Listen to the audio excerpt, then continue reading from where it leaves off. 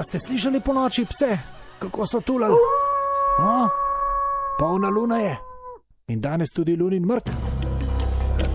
Z nami numerologinja Lili Sorom, ki ima posebne delavnice, kjer svetuje, kako nam lahko luna pomaga pri preoblikovanju življenja. Kaj svetujete za danes, Lili, da bo dan minil normalno? Pomembno je, da predihamo. Če smo sitni, če smo zoprni, si sami rečemo, sej bo luna nas trka, nas gunca, smo zoprni, bo minil, ker se mi zdi, da zelo velikrat take zadeve spotencirajo naša čustva in če jih mi ne ustavimo takrat, ko je potrebno, smo lahko tudi škodljivi za svojo okolico, no? Tečni, naporni in tako naprej. No čakajte, tečni, naporni, kaj potem? Ustanemo danes doma in gremo raje vrt štihati? Tako.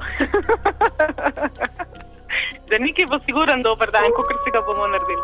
Lili, vi na svojih delavnicah svetujete, kdaj je kakšno obdobje primerno za določena opravila. Pa dajte zdaj le povedati, no, da moški 5 dni pred polno luno in 1 teden po njej ne smemo pomivati posode in opravljati kakšnih drugih gospodinjskih del. Ha?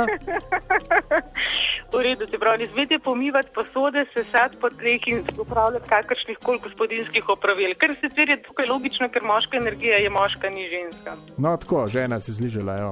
Dajte še povejte, no, da lahko v tem obdobju moški ležimo na kavču, ženske pa nam morate priskrbeti pivo. Kaj pa če bi rekla, da je to prečudovit dan, da moški ženski prinesejo vrtnico?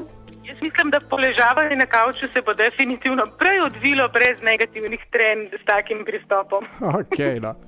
Bom pa rožo prinesel svoji. Ali pa butara tista, ki je na dvorišču še od cvetne nedelje ostala.